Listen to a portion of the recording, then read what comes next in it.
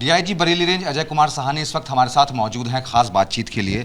Sir, Bareilly में जो कल हिंसा हुई थी उसकी टाइमलाइन के बारे में जानना चाहेंगे, किस तरीके से पूरी टाइमलाइन जो थी वो कल हुई थी? ये पिछले शुक्रवार को 7 दिन पहले एक कॉल दी गई थी जिसमें ये कहा गया था कि नेक्स्ट शुक्रवार मतलब कि जो कल बीता है उसमें इस्लामिया जो कॉलेज है वहाँ पर भारी मात्रा में लोग शामिल होंगे और एक ज्ञापन दिया जाना है, जो ज्ञापन जिलाधिकारी के माध्यम से महामहिम महोदया को दिया जाना था। और इस सारे तथ्यों को देखते हुए हमारे पास बहुत सारी इंटेलिजेंस की एलआईयू की इनपुट थी जिसमें यह था कि शुक्रवार को कुछ ना कुछ विवाद हो सकता है, लॉ एंड ऑर्डर की सिचुएशन पैदा होगी।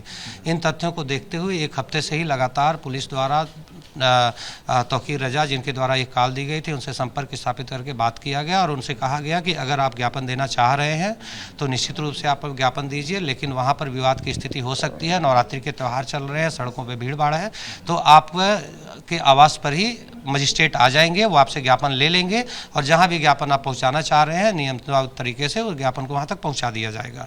इस बात पे पहले इनके द्वारा सहमति प्रकट की गई, बाद में इन बातों से इन्होंने टालमटोल किया। फिर इनके लोगों द्वारा लिखा पढ़ी में यह दिया गया कि हम कोई विवाद पैदा नहीं करेंगे और वहाँ कोई भीड़ ना हो। लेकिन कल फ्राइडे के दिन मॉर्निंग में अचानक ये अपने घर से गायब हो जाते हैं और एक वीडियो इनके द्वारा जारी किया जाता है कि भारी मात्रा में लोग इस्लामिया कॉलेज पर एकत्र हों और मैं भी नमाज़ पढ़ के वहीं पर आऊँगा, जिसके परिणाम स्वरूप आसपास के काफ़ी लोग जो है वो वहाँ पर पहुँचते हैं। और उसके बाद पुलिस टीम जो लगातार सुबह से वहाँ पर गश्त कर रही थी, लोगों को समझाया बुझाया गया और 90 से 95% लोगों को समझा बुझाकर वापस नमाज़ पढ़ने के बाद उनके घरों पर भेज दिया गया या फिर वो जो कार्य करते थे अपने काम पर चले गए। कुछ लोग जो प्रायोजित तरीके से इनके द्वारा उकसाए गए थे उनके द्वारा वहां पर पथराव किया गया, फायरिंग की गई, जिसमें कुल 22 पुलिसकर्मियों को चोटें आई हैं जिनको कि जिला अस्पताल में और अन्य जगहों पर दाखिल करके उनका इलाज कराया गया। मौके से हमें वेपन बरामद हुए हैं, खोखे बरामद हुए हैं, बहुत सारी बॉटल्स बरामद हुई हैं। उन सारी चीज़ों के आधार पर और वीडियो फुटेज सारी चीज़ों के हैं जो सीसीटीवी फुटेज हैं, उस आधार पर कार्रवाई सुनिश्चित की जा रही है।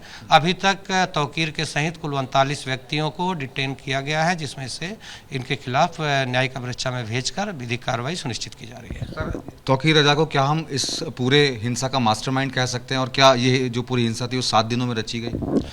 अभी तक तो साक्ष्यों के आधार पर यही है, इसीलिए रिमांड लगा के न्यायिक अमृक्षा में भेजा गया है और 7 दिनों के आधार पर अभी तक चूँकि कल का पूरा प्रकरण है, जो जांच हुई है, जो साक्ष्य उसके आधार पर कार्रवाई हुई है, एसआईटी इसमें बनाई जा रही है और जो विवेचना टीम के द्वारा की जाएगी उसमें भी बहुत सारे साक्ष्य और भी आने शेष हैं। जो सारे साक्ष्य आ जाएंगे उसके आधार पर बाकी कार्रवाई भी सुनिश्चित की जाएगी। भीड़ के अंदर क्या बाहर के लोग भी शामिल थे? जैसा कि आपने बताया कि 90% लोग वापस जा चुके थे, उसके बाद जो भीड़ पहुंची थी जिनके पास हथियार थे, क्या बाहर के लोग भी शामिल थे? जो 90-95% लोग वो थे जो वहाँ पर नमाज़ पढ़ने आए थे। जब नमाज़ पढ़ लिए थे, बार बार उनसे अपील की जा रही थी लाउड स्पीकर के द्वारा भी कि आप लोग नमाज़ पढ़ चुके हैं तो कृपया अपने घर वापस चले जाएं। वे लोग वापस चले गए थे। बाकी जो लोग आए थे उसमें और अन्य नंबर की गाड़ियाँ भी थी, तो सारी चीज़ें वीडियो फुटेज पे हम लोग सुनिश्चित कर रहे हैं कि कहाँ कहाँ के लोग थे, कौन कौन से लोग थे और जो लोग गिरफ्तार हुए उनसे भी पूछताछ में बहुत सारी चीज़ें सामने आएंगी। क्या इस मामले में एक टूल किट का भी इस्तेमाल हुआ? व्हाट्सएप के जरिए कुछ मैसेजेस सर्कुलेट हुए, वीडियो सर्कुलेट हुए, क्या उसकी भी जाँच की जा रही है? निश्चित रूप से इसमें यूज हुआ है, सोशल मीडिया का यूज किया गया, उसके द्वारा ही सोशल मीडिया के द्वारा ही तौकीर जो है इन्होंने अपना बयान जारी किया था और उसी के द्वारा ही जो पहले लेटर जारी किया है उसका बार बार खंडन किया गया है और उस चीज़ों को भी देखा जा रहा है। सोशल मीडिया सर्विलांस टीम हमारी है जो इन चीज़ों पे लगातार नज़र रखे हुए है। क्या तौकीर से अभी तक कुछ पूछताछ हो पाई? उसने कुछ बताया कि आखिरकार क्यों उसने ये सब किया था?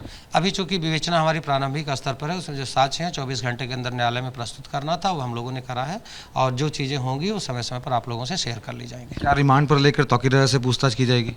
मैंने आपको बताया जो भी विवेचना में आगे प्रगति होगी वो सारी चीज़ें हम लोग आपसे शेयर करेंगे। डीआईजी बरेली रेंज जिनका साफ तौर पर यह कहना है कि तौकीर रजा के साथ 8 लोगों को जेल भेज दिया गया है। फिलहाल अभी जांच जारी है और इस मामले में जो भी लोग शामिल पाए जाएंगे उनके खिलाफ सख्त कार्रवाई की जाएगी। Manoj Verma, ABP news, Bareilly.